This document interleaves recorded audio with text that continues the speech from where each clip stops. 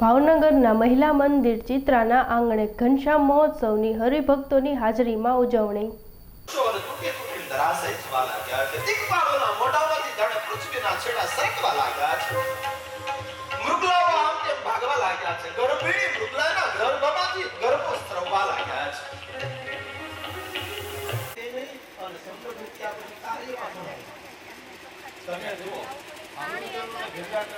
ભક્તિ ને વધારે આપવા લાગે છે. ભક્તિ વધારે હોનો વધારે હોનો વધારે હોજો.